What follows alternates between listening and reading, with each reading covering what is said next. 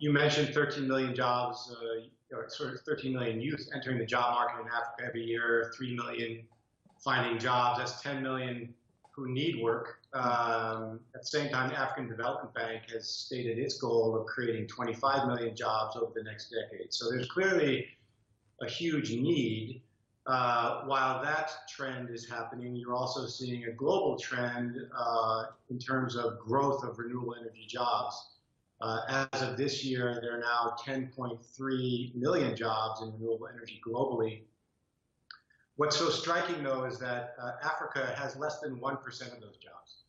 So about 76,000 jobs in all of Africa out of 10.3 million. So it's a situation where Africa, which has huge potential for renewable energy, solar included, has some and is in need of growing that base of renewable energy much more quickly, has the smallest percentage of jobs. And so there's this huge opportunity, but at the same time, there's a growing skills gap in terms of the skills required, whether entrepreneurial, whether installation and maintenance. Across the board, there's a growing skills gap. And so how do you meet this opportunity? And so as a result, our campaign, Powerful, has started a new effort called Powering Jobs. All right. Which is... William, before maybe we jump into powering jobs, allow me to jump right into the renewables conversation. Of course, we know that by 2030, we're looking at about 4.3 million jobs to be created by renewables and off-grid, of course. Tell me, where does Africa currently stand on this matter? So according to IRENA, 4.5 million jobs are potentially created through the off-grid renewable energy value chain by 2030. As I mentioned, Africa currently has a very small percentage, a drop in the ocean in terms of the global renewable energy jobs market. And the reality is that there's really no good data currently in Africa on the potential or existing and potential jobs from the off-grid sector. And so there's an evidence gap. There's a lack in data, which we think is going to be very important to convince governments, regional institutions, as well as international donors for the need to increase skills and training in the sector. Initially, you were talking about, of course, powering jobs, that campaign that you started, of course, you're working on with Schneider Electric.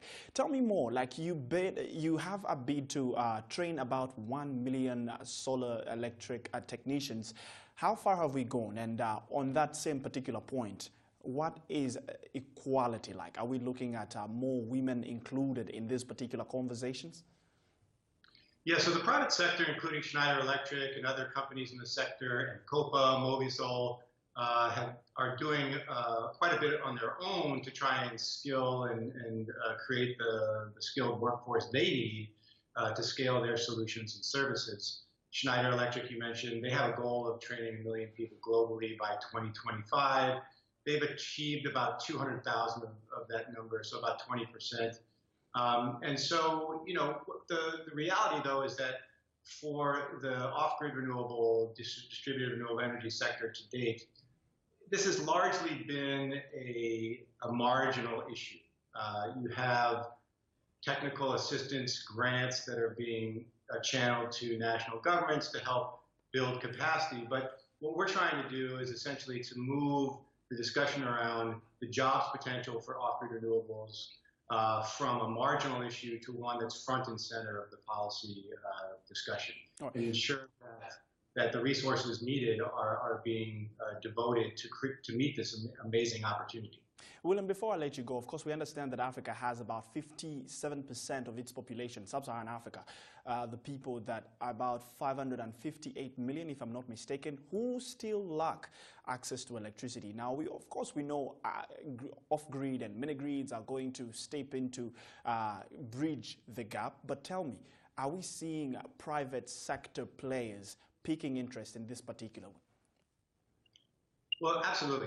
The market growth for private sector solutions in both off-grid solar as well as mini-grids is continuing to grow. We're starting to see a diverse set of investors come into the market. There's still definitely a need for more finance, especially commercial finance. But the growth in the market is pretty incredible. You're starting to see mini-grids really take off in some markets like Nigeria, Benin, Zambia, et cetera. And so the potential there for growth is huge.